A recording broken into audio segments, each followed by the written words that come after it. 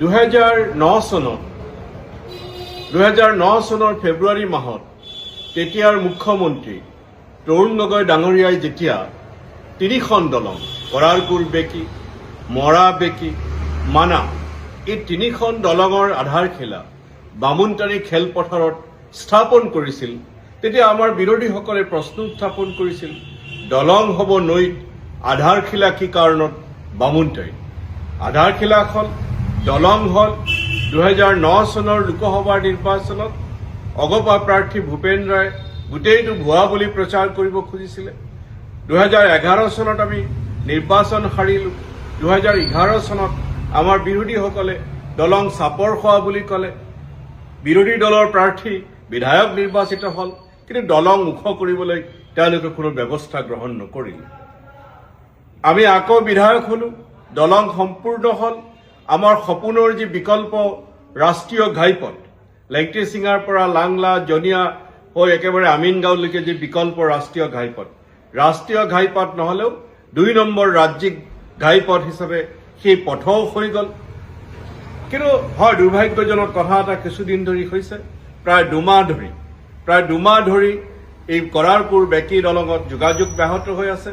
মাজতে বাইকো যাব দিয়া নাছিল, এতিয়া বাইক যাবলৈ দিয়া হৈছে। কিন্তু এতিয়া বহুতেই, বিশেষকৈ আমাৰ বিৰোধী এজন বিধানসভাৰ নিৰ্বাচনত প্ৰায় 3বাৰ নে 4বাৰ পৰাজিত হৈছে, তেখেতেও কেইটামান প্ৰশ্ন উত্থাপন কৰিছে। এতিয়াৰ এজন বিধায়কেও প্ৰশ্ন উত্থাপন কৰিছে। দলংখনত যোগাযোগ ব্যাহত হোৱাটো অত্যন্ত উদ্বেগৰ কথা। মই বিধায়ক ডাঙৰীয়া বা আমাৰ বিৰোধীসকলক ধন্যবাদ জনালোহেঁতেন, তেওঁলোকে যদি এই গোটেই নিৰ্মাণ কাৰ্যৰ সামগ্ৰিক তদন্ত বিচাৰিলেহেঁতেন। দলংখনৰ যেতিয়া নিৰ্মাণ কাৰ্য আৰম্ভ হৈছিল, আধাৰশিলা হৈছিল, তেতিয়া আজিৰ অসমৰ বিত্তমন্ত্ৰী অজন্তা নেওগ ডাঙৰীয়া সেই সময়ত গড়কাপ্তানী মন্ত্ৰী আছিল। যিসকলে তদন্তৰ কথা ক'লে, গড়কাপ্তানী মন্ত্ৰীৰ ভূমিকাৰ বিষয়ে এবাৰো নক'লে।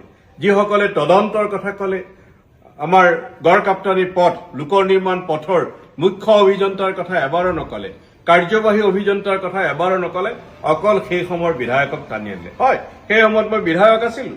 যদি দলংখন নিৰ্মাণৰ কাৰণে উদ্যোগ লোৱাৰ কাৰণে মোৰ দুখ হৈ থাকে, অপৰাধ হৈ থাকে, সেই অপৰাধৰ কাৰণে মোৰ ক্ষমা খুজিবলৈ মোৰ অকণো আপত্তি নাই। কাৰণ মই 2006 চনৰ নিৰ্বাচনৰ সময়ত মই কৈছিলোঁ যে বেকীৰ দলঙৰ কাৰণে প্ৰয়োজন হ'লে জাহান্নামলৈ যাম। মোৰ কপাল ভাল যে জাহান্নামলৈ যাবলগা হোৱা নাই। তেতিয়া আমাৰ মুখ্যমন্ত্ৰী তৰুণ গগৈ ডাঙৰীয়া ৰাজ্য চৰকাৰক কৈ মেলি এই দলং নিৰ্মাণ কাৰ্য আমি আৰম্ভ কৰাব পাৰিছিলোঁ। যিকোনো কাৰণত হওক, নিৰ্মাণ ত্ৰুটি হওক বা যিকোনো কাৰণত হওক, মই তদন্তৰ দাবীক ময়ো স্বাগতম জনাওঁ। কিন্তু তদন্ত হ'লে সেই তদন্তত সকলোকে আমি স্বাগতম সাঙুৰি ল'ব লাগিব। কিন্তু অকল যদি সেই সময়ৰ বিধায়ক অৰ্থাৎ মোক যদি সাঙুৰা হয়, তাত মোৰ আপত্তি নাই। এতিয়া যিবিলাক নিৰ্মাণ কাৰ্য হৈ আছে, সেই বিধায়কসকল দায়ী হ'ব নেকি? বিধায়কসকল অভিযন্তা নেকি? যেতিয়া তদন্ত হয়, বিধায়কৰো যদি কোনো ভূমিকা থাকে, নিঃসন্দেহে সেই ভূমিকাৰ তদন্ত হ'ব। কিন্তু সেই তদন্ত সামগ্ৰিক তদন্ত হ'ব লাগিব। কিন্তু আজি যিসকলে প্ৰশ্ন উত্থাপন কৰিছে, তেওঁলোকে যে ৰাজনৈতিক উদ্দেশ্য প্ৰণোদিত, তেওঁলোকৰ তদন্তৰ যি ধৰণ, তাতেই সেই কথা কয়।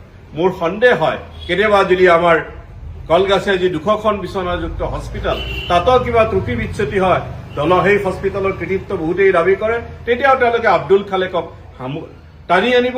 যদি আজি আমাৰ বামুণটাৰীত কৰাৰকুল আমাৰ যি আমাৰ মডেল স্কুল হৈছে, তাতো যদি নিৰ্মাণৰ কিবা ত্ৰুটি হয়, তাতো আব্দুল খালেকক টানি আনিব পাৰে, ষ্টেডিয়ামতো আনিব পাৰে, মোৰ কোনো আপত্তি নাই।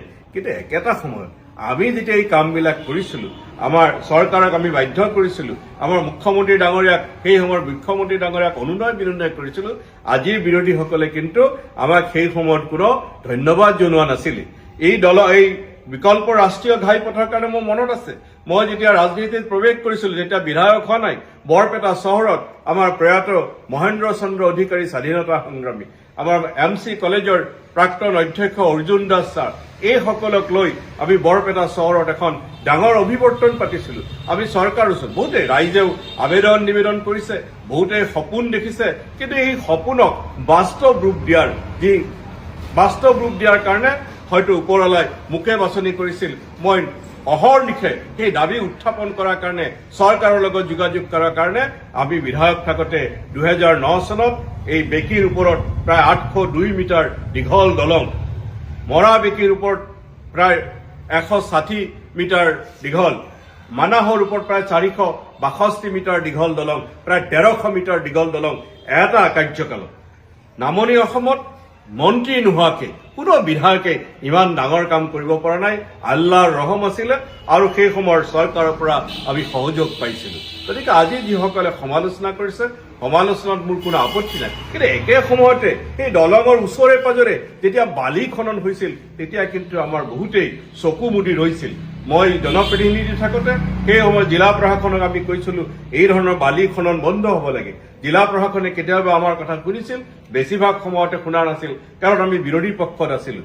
বালি খনন যদি নদীৰ পাৰত চলি থাকে তাৰ স্বাভাৱিক প্ৰক্ৰিয়া, তাৰ স্বাভাৱিক প্ৰতিক্ৰিয়া এটা দলগত হয়। গতিকে এতিয়াও মই বৰ্তমানৰ নিৰ্বাচিত জনপ্ৰতিনিধিসকলক অনুৰোধ কৰিছোঁ যে বেকী নদীত প্ৰচণ্ড গৰাখহনীয়া হৈ থাকে সেই আৰু আমাৰ দুই পাৰে বসতি আছে, ইয়াত যদি বালি খনন হৈ থাকে হকে বিহকে তাৰ কিন্তু এটা নেতিবাচক প্ৰভাৱ পৰিবই। গতিকে এই কথাখিনি মই আপোনালোকৰ কাৰণে নিবেদন কৰিলোঁ।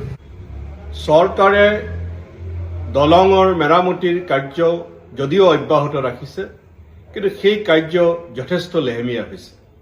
এবাৰো গড়কাপ্তানি মন্ত্ৰীজন বা লোক নিৰ্মাণ বিভাগৰ মন্ত্ৰী দলংখন পৰিদৰ্শনৰ কাৰণে নাহিলে আৰু আমাৰ জনপ্ৰতিনিধিসকলেও সেই দাবী সজোৰে উত্থাপন নকৰিলে। মই যিটো ভাবোঁ যে লোক নিৰ্মাণ বিভাগৰ মন্ত্ৰীজন অহাটো অত্যন্ত জৰুৰী আছিল। মই ৰাজ্য চৰকাৰ আৰু জিলা প্ৰশাসনক অনুৰোধ কৰিছোঁ যাতে ক্ষিপ্ৰতাৰে দলংখনৰ মেৰামতি কাৰ্য সম্পূৰ্ণ হয় আৰু ৰাইজে পুনৰ দলংখনেৰে যাতায়াত অব্যাহত ৰাখিব পাৰে। এইখিনিতে এটা কথা ক'ব লাগিব যে এই দলংখনে জনীয়া অঞ্চলৰ অৰ্থনীতিলৈ বিপুল পৰিৱৰ্তন আনিছিলে আৰু সমগ্ৰ নামনি অসমৰ যাতায়াত বহুত সুচল কৰি তুলিছিলে। মানুহ ধুবুৰীৰ পৰা গুৱাহাটীলৈ যাওঁতে বহু ৰাস্তা তেওঁলোকৰ কাৰণে শ্বৰ্ট চমু হৈছিলে। সেই প্ৰক্ৰিয়াটো পুনৰবাৰ চালু কৰিবলৈ মই চৰকাৰক অনুৰোধ কৰিছোঁ।